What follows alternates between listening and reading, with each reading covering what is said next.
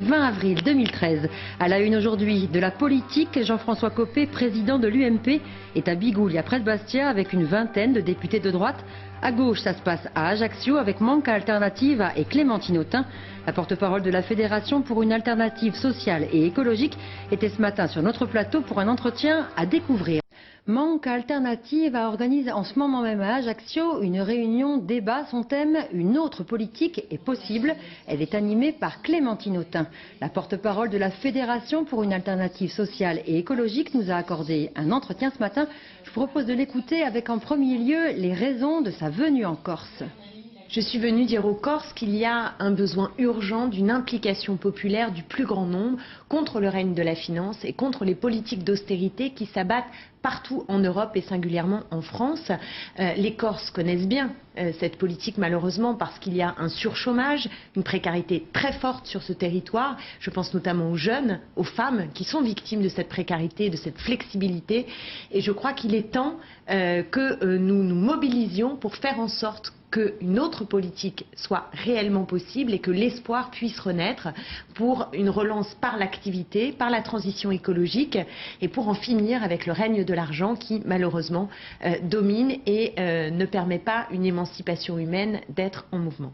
On est dans une région qui est justement très touchée par la précarité. Est-ce que vous savez déjà si ce message a un écho, trouve un écho dans la société corse ? Je pense que c'est un message qui trouve un écho de plus en plus grand. Et ce qu'il faut, c'est organiser, mobiliser toutes celles et ceux qui en ont tout simplement ras-le-bol. Ras-le-bol de l'impuissance politique. On voit que le gouvernement de gauche, par la suite d'une alternance, ne permet pas de résoudre les problèmes structurels de notre pays. Pire, la récession est de plus en plus grande, les inégalités se creusent et en bout de course, vous allez voir que la dette, comme en Grèce, comme au Portugal et ailleurs, va se creuser également. Donc il faut sortir de cette logique et pour cela nous avons besoin d'une gauche forte, rassemblée et d'une mobilisation populaire qui devrait démarrer son travail par la revendication d'une 6e République, parce que si on ne change pas les règles du jeu démocratique, vous savez la défiance profonde qui existe aujourd'hui entre le peuple et les gouvernants, et on l'a vu à l'occasion de l'affaire Jérôme Cahuzac, eh bien on n'arrivera strictement à rien et c'est pourquoi le 5 mai le Front de gauche appelle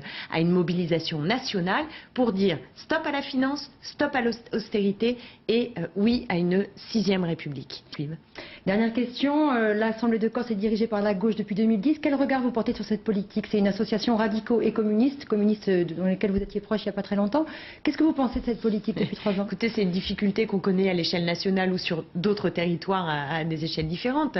C'est évidemment une politique qui n'est pas la gauche que je représente, qui n'est pas la gauche que je souhaite.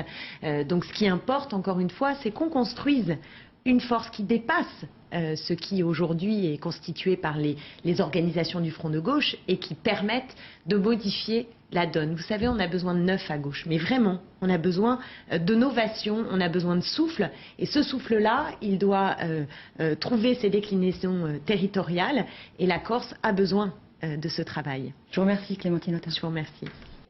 Et c'est déjà la fin de ce journal. Merci de votre fidélité. L'actualité insulaire revient demain à midi. D'ici là, je vous souhaite une excellente soirée. À demain.